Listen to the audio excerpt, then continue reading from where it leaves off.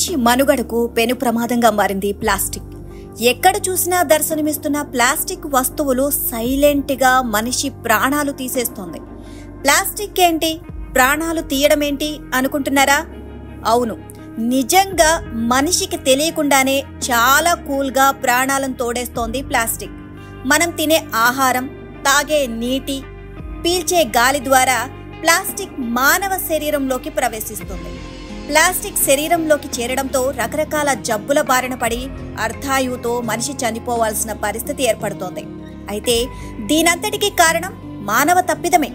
అవును, 100కు 100% మనిషి చేసే చిన్న చిన్న తప్పుల కారణంగానే పర్యావరణం కాలుష్యంగా మారి మనిషిని కాటేస్తుంది.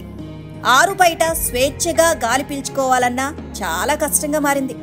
గాలిలో కాలుష్యం ప్రాణవాయువును మనకు దూరంగా చేస్తోంది. ప్లాస్టిక్ మానవ జీవితాలను ఎంతగా ప్రభావితం చేస్తుందో కొంచెం ఆలోచించండి. మన పరిస్థితే ఇలా ఉంటే ఇక సముద్రంలోని జీవరాశుల పరిస్థితి ఏమవుతుంది? ఎందుకంటే కాలుష్యం సముద్రాన్ని కూడా వదిలిపెట్టలేదు. దీనంతటికీ కారణం మనం విచ్చలవిడిగా వాడుతున్న ప్లాస్టిక్. ఆధునిక జీవనం పేరిట మనం వాడుతున్న ప్లాస్టిక్ సమస్త జీవరాశికి ప్రాణాంతకంగా మారుతుంది. సముద్ర జీవులపై ప్లాస్టిక్ కాలుష్యం కాటు దారుణంగా ఉంటుంది.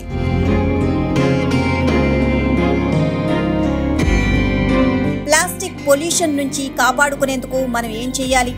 స్వచ్ఛంగా నీలంగా కనిపించే సముద్రం చూసేందుకు అందరికీ అందంగా కనిపిస్తుంది. కానీ సముద్రంలో కలుస్తున్న ప్లాస్టిక్ సముద్రం అందాన్ని చెడగొడుతోంది. ప్లాస్టిక్ ఎలాంటిది అంటే అది అంత ఈజీగా మట్టిలో కలవదు. ప్లాస్టిక్ చిన్న చిన్న రేణువులుగా మారి నీటిలోకి చొచ్చుకు వెళ్తాయి. దీనినే మైక్రో ప్లాస్టిక్ అంటారు. అది ఈ ప్లాస్టిక్ ఎంత చిన్న భాగాలుగా అవుతుంది అంటే మనం కళ్ళతో చూడలేనంత చిన్న భాగాలుగా అవుతుంది. ఈ మైక్రో ప్లాస్టిక్ సముద్ర జీవుల శరీరంలోకి వెళ్తుంది. అలా వెళ్లిన మైక్రో ప్లాస్టిక్ సముద్ర జీవరాశులు అంటే చేపలు లాంటి సీ ఫుడ్ తినడంతో మన శరీరంలోకి వెళ్తాయి. సముద్రంలో ప్లాస్టిక్ శాతం విపరీతంగా పెరిగిపోయింది. పసిఫిక్ మహాసముద్రంలో అయితే ప్లాస్టిక్ మరింత ప్రమాదకర స్థాయికి చేరుకుంది. ఇక్కడి నుంచి పెద్ద పెద్ద షిప్పుల ప్రయాణానికే పెనుముప్పుగా మారింది ప్లాస్టిక్. పసిఫిక్ మహాసముద్రం ఉపరితలంపై ఒక తివాచీలా పెరిగిపోయింది ప్లాస్టిక్. దీంతో ఆక్సిజన్ అందక సముద్రంలో చేపలు చనిపోతూ ఉంటాయి. సముద్రంలో కలుస్తున్న ప్లాస్టిక్ తాబేళ్లపై ఎక్కువ ప్రభావం చూపుతున్నట్లు పరిశోధనలో తేలింది. ప్లాస్టిక్ కాలుష్యానికి తాబేళ్లు భారీగా బలవుతున్నాయి.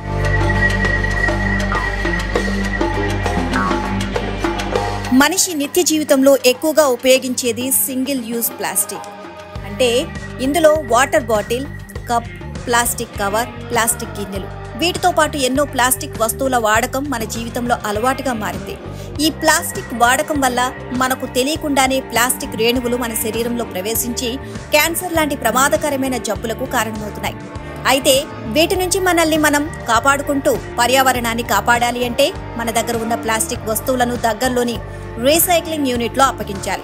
వాటిని మట్టిలో కలవకుండా రీసైకిల్ చేయడం వల్ల మళ్ళీ ఉపయోగించుకోవచ్చు.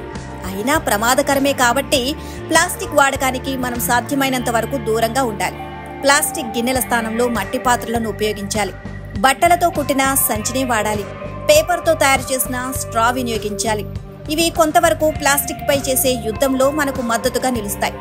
ఇలాంటి కొన్ని ప్రయోగాలు చాలా మంది ఇప్పటికే మొదలుపెట్టారు. వ్యాపార దిగ్గజం ఆనంద్ మహీంద్రా తన కార్యాలయాల్లో ప్లాస్టిక్ వినియోగాన్ని నిషేధించారు. ఇంకా సముద్ర తీరంలో ప్రధాని మోదీ ప్లాస్టిక్ వస్తువులను ఏరి వేసి ప్రజల్లో అవగాహన కల్పించే ప్రయత్నం చేశారు. మనం కూడా సాధ్యమైనంత వరకు ప్లాస్టిక్ కు దూరంగా ఉందాం. పర్యావరణాన్ని కాపాడుకుందాం, ప్రాణాలను కాపాడుకుందాం. ఇంట్లో ఉపయోగించే ప్లాస్టిక్ వస్తువులను సాధ్యమైనంత వరకు తగ్గించడం ద్వారా ప్లాస్టిక్ ద్వారా వచ్చే ప్రాణాంతక రోగాలకు కొంతవరకు దూరంగా ఉండొచ్చు.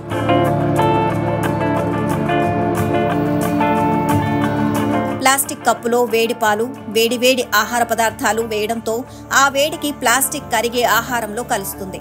దీన్ని తీసుకోవడంతో శరీరంలోకి ప్లాస్టిక్ ప్రవేశిస్తుంది. దీంతో ప్రాణాలు తోడేసే క్యాన్సర్ వ్యాధి తప్పదు. ఇంకా చిన్న పిల్లలకు ఆట వస్తువులుగా ప్లాస్టిక్ బొమ్మలు ఇస్తూ ఉంటారు. పిల్లలు తెలియక వాటిని నోట్లో పెట్టుకుంటారు. ఇంకా కొరికి తినే ప్రయత్నం చేస్తారు. ఈ క్రమంలో ప్లాస్టిక్ పార్టికల్స్ చిన్నారుల పొట్టలో చేరి అనారోగ్యాన్ని కలిగిస్తాయి. ఇవి పిల్లల నాడీ వ్యవస్థ మీద ప్రభావం చూపుతాయని పరిశోధనలో తేలింది. దీంతో పిల్లల్లో జ్ఞాపక శక్తి తగ్గిపోతుంది. హార్మోన్ అస్థిరత ఏర్పడుతుంది. గర్భస్థ మహిళ ఆరోగ్యంపై కూడా ప్లాస్టిక్ ప్రభావం తీవ్రంగా ఉంటుంది. ఇంతటి ప్రమాదకరమైన ప్లాస్టిక్ నుంచి మనల్ని మనం కాపాడుకోవడానికి చిన్న చిన్న మార్పులు చేసుకుంటే సంపూర్ణ ఆరోగ్యం మన చేతుల్లోనే ఉంటుంది. కిచెన్లో చిన్న మార్పుల ద్వారా ఆరోగ్యాన్ని కాపాడుకోవచ్చు. కిచెన్లో ప్లాస్టిక్ పాత్రలకు గుడ్ బై చెప్పాలి. వీలైనంత వరకు మట్టి పాత్రలు, స్టీల్ గిన్నెలు ఉపయోగించాలి. ప్లాస్టిక్ కంటైనర్లు నిషేధించి అల్యూమినియం ఫాయిల్స్ ను వినియోగించుకోవచ్చు. పసుపు కలిపిన పాలు తాగడం, విటమిన్ సి ఉన్న పుల్లటి పండ్లను తినడం వల్ల ఇప్పటికే శరీరంలో చేరిన ప్లాస్టిక్ ప్రమాదం నుంచి కొంత రక్షణ కల్పించుకోవచ్చు. పిల్లలకు ఇచ్చే ఆట వస్తువుల్లో ప్లాస్టిక్ లేకుండా చూసుకోవాలి. ఇంకా బయటకు వచ్చినప్పుడు తప్పకుండా మాస్క్ ధరించేలా జాగ్రత్తలు తీసుకోవాలి. ఇంతటి ప్రమాదకరమైన ప్లాస్టిక్ నుంచి ప్రాణికోటిని కాపాడుకోవాలి అంటే ప్రజల్లో ఇంకా అవగాహన పెరగాలి. ప్లాస్టిక్ ను సాధ్యమైనంత వరకు నిషేధించాలి. దీనికోసం స్వచ్ఛంద సేవా సంస్థలు పనిచేయాల్సిన అవసరం ఎంతైనా ఉంది.